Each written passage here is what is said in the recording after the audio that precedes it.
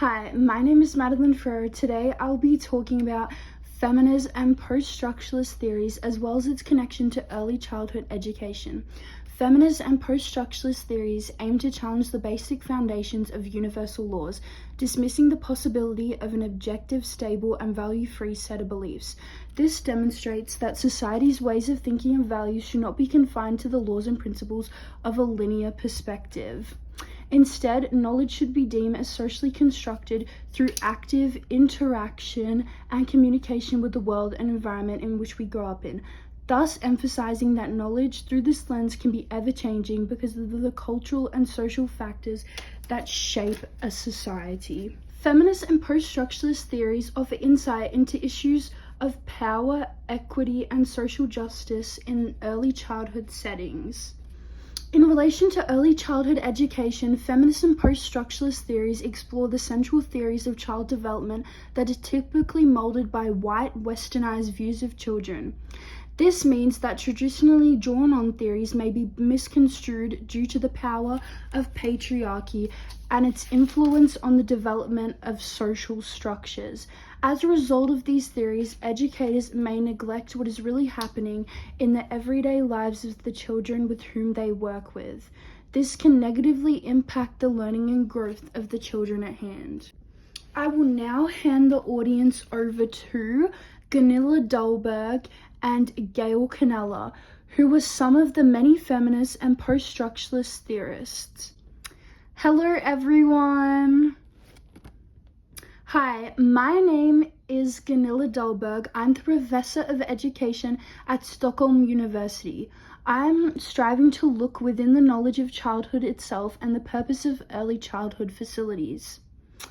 My name is Gail Canella. I am a teacher, educator, and academic. Like Gunilla, I've spent most of my career working on breaking down early childhood education, focusing on assessing the themes and forms of discourse that have dominated the field, which has led to the construction of theories and ways of practice that give privilege to certain groups while suppressing others. Similarly to you, Gail, I see traditionally drawn-on theories as a way of keeping ways of thinking and the individual expression of adults and children within a box.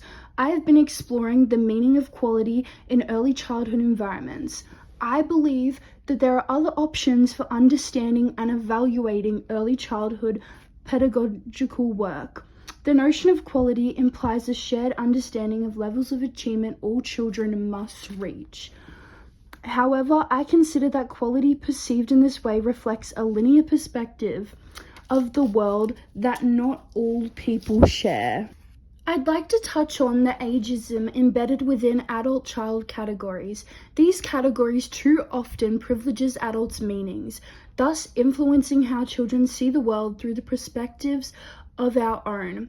The widespread theories of knowledge presented by white, middle-class Western men means that other perspectives of knowledge are disregarded.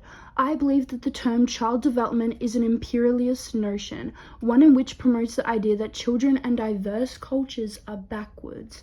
We as adults are too quick to define children's ways of knowing and thinking as a weakness or problem to ours. Instead, as adults, we need to acknowledge the difference in perspective that is prominent across the world.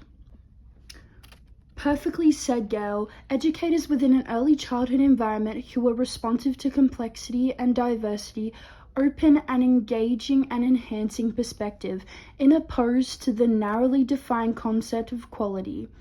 In doing this, educators will see the child's learning and development through the perspective of a child. Educators who can better understand the child's perspective on the lives they lead will better understand and acknowledge the families and communities they're working with. As a result of this knowledge, educators can better shape their practices to fit the needs of the children they're working with. I believe that, Gunilla, and I agree to the fact that educators should reflect and understand that there's no right or wrong way to perceive children. Educators must understand that all children offer different ways of knowing, not inferior ways of knowing. Educators can understand this through actively connecting and interacting with families and community. I emphasize that educators show appreciation and value for children's families through gestures such as greetings, welcoming to therefore acknowledge the diversity of families. By working with the families and communities of the children in early childhood environments, educators like Gail and I can better show support for the diversity and dynamism of the wide ranges of society in the contemporary world. Very much so. Ultimately, educators should not deem themselves as the expert in an early childhood setting, but work to understand the ways in which they can help them understand the child's worldview. This could be through creating activities and practices that allow for children to make sense of the world around them on their own. Overall, feminist and post-structuralist theorists like Gunilla Dahlberg and Gail Canella highlight the role of language and knowledge in shaping our perception of the world, as well as emphasizing the importance of challenging and changing social expectations and dynamics.